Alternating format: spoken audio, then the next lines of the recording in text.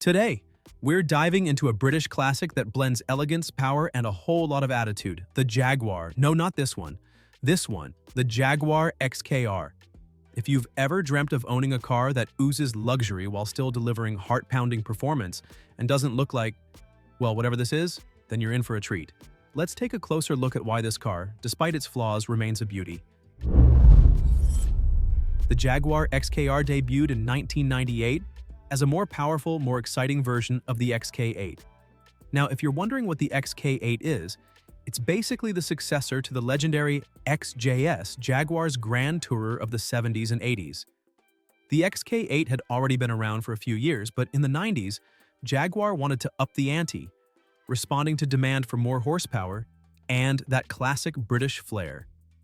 Enter the XKR with its supercharged V8 engine, sporty styling, and enhanced driving dynamics, setting the stage for an unforgettable driving experience. When it first hit the roads, the XKR was met with excitement. Jaguar had found a way to combine luxury with performance in a car that could both cruise the highways in supreme comfort and take on winding country roads with surprising agility. The supercharged V8 engine offered a level of performance that was unrivaled by its contemporaries in the Grand Tourer segment. Now, before we get into the juicy details of the car's engineering and performance, let's talk design because in a car like the XKR, style and elegance play a huge role in its appeal. Let's kick things off with the exterior, because when you're in a car like the XKR, you need to be seen. The 1998 to 2002 models came with some really eye-catching features. The most noticeable? That gorgeous metallic mesh front grille, which, let's be real, is straight-up E-Type inspired. If you've ever seen an E-Type, you'll know exactly what I mean. This car has that instant visual connection with one of the most beautiful cars Jaguar ever made. The grille is bold, distinctive, and stands out in a way that's both assertive and sophisticated. And of course, there are hood vents. They're not just for show, they help keep that supercharged engine cool, especially when you're pushing the car a bit harder. Plus, the red Jaguar Supercharged badge? They know what it means. This car's not messing around. This isn't just a Jaguar, it's a Jaguar that's been turned up a notch. Then you've got the 17-inch 5 double-spoke alloy wheels. These wheels not only look sharp but are also lightweight, adding to the car's agility and overall performance. If you're feeling really fancy, you could opt for the 18-inch version, which adds even more visual drama to the already striking design. Subtle rear lip spoilers add a touch of downforce, but nothing too crazy. Just enough to make sure you don't feel like you're driving a sofa on wheels. When we get to the 2002 to 2006 facelift, things get even better. The front bumper gets a new design with larger fog lamps and a beefier air intake. The rear end gets a wider stance thanks to new side sills and bigger tires. And let's not forget about the larger trunk spoiler. It's there for downforce, but also makes the car look just that bit more aggressive. All in all, this facelift is a definite improvement over the already stunning original design, adding a bit more edge to the car's overall aesthetic. Alright, now we get to the good stuff. Under the hood. The XKR is powered by a 4.0-liter supercharged V8 that puts out 370 horsepower in the early models. That's right, this isn't just your average Grand Tourer, it's a supercharged beast that can easily keep up with some serious sports cars. The Eaton supercharger provides 11.9 psi of boost, and let me tell you, that means serious acceleration. With 370 horsepower at your disposal, you're able to go from 0 to 60 miles per hour in just 5.0 seconds, which, for a car that's designed for comfort and cruising, is pretty damn impressive. Now, the 2002 to 2006 facelift cranks it up a notch. The engine grows to 4.2-liter, and power increases to 400 horses. You also get a new 6-speed ZF automatic transmission, which is smoother than the previous 5-speed. The performance? It's improved, no doubt, but let's be honest, it's still not a dual clutch, so it's a bit slower on the shifts compared to something like the BMW M6. But that's okay because you've got the sound of that supercharger whining in the background, and it makes it all worth it. The driving experience is a fine balance of comfort and performance, with the adaptive suspension ensuring that you're comfortable even when you're pushing the car through a twisty road. Steering is light but still responsive. If you've driven other heavy British cars, you'll appreciate just how nimble this one feels.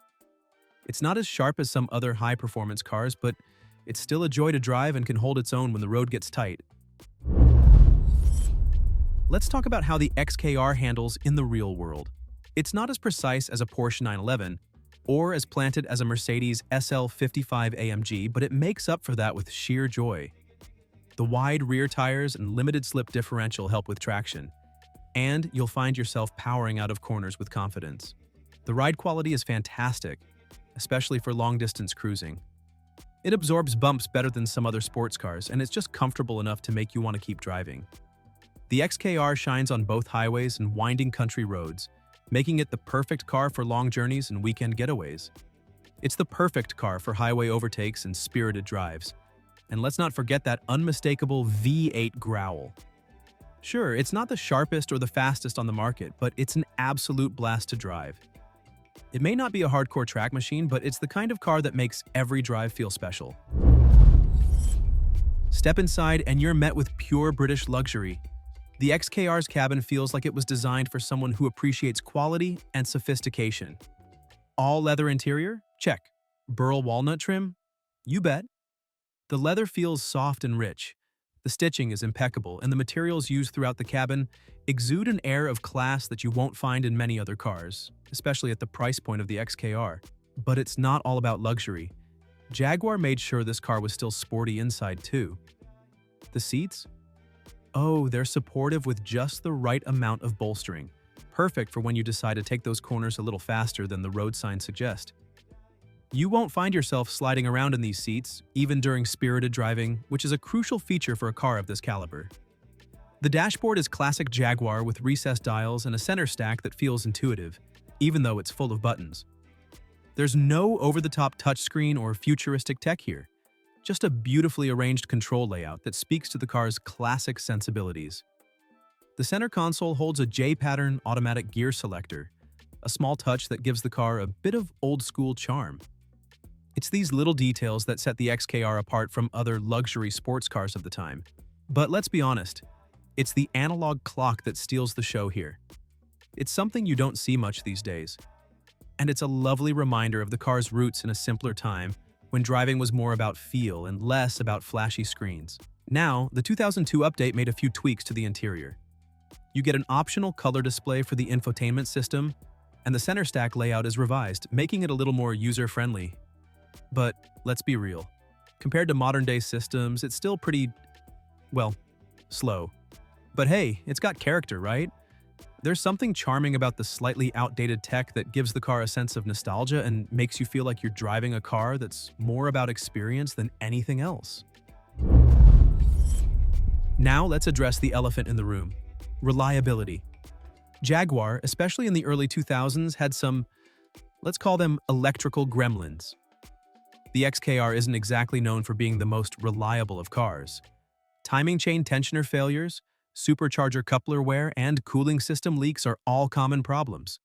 You'll also find yourself dealing with rust on the wheel arches and doors, and let's not even talk about the issues with the infotainment system and power windows. But, and here's the kicker, if you can find a well-maintained example, one that's had the issues sorted, it can be a pretty reliable car. It's definitely going to cost you more in repairs than a BMW M6 or Mercedes SL55 AMG. But if you're into fixing things up and taking care of your ride, it can still be a car worth owning. Some owners have reported that once these common issues are addressed, the XKR can run reliably for many years to come. Despite its quirks, the XKR has earned its place in automotive history. It's a car that combines the luxury and comfort of a grand tourer with the performance of a supercar, without the supercar price tag. Prices for a well-kept XKR hover around $15,000, which, in the world of high-performance cars, is an absolute steal. It may have its flaws, but it's still an underrated gem that any car enthusiast can appreciate. The XKR has become a sort of cult classic, beloved for its distinctive style, performance, and the thrill it offers behind the wheel. To wrap it up, the Jaguar XKR is a car that knows how to make an entrance and keep you entertained every time you take it out for a spin. It's stylish, fast, and luxurious, in a way that only the Brits can pull off. Sure, it has its reliability issues, but if you're willing to invest in a little maintenance, this car can be a joy to own. It's the kind of car that reminds you why we all love driving in the first place. The feeling of connection to the road, the thrill of acceleration, and the satisfaction of owning something special. If you've enjoyed learning about the Jaguar XKR today and want to see more deep dives into cars that turn heads and make memories, hit that subscribe button. Trust me, you won't want to miss the next one. Thanks for watching, and I'll see you next time.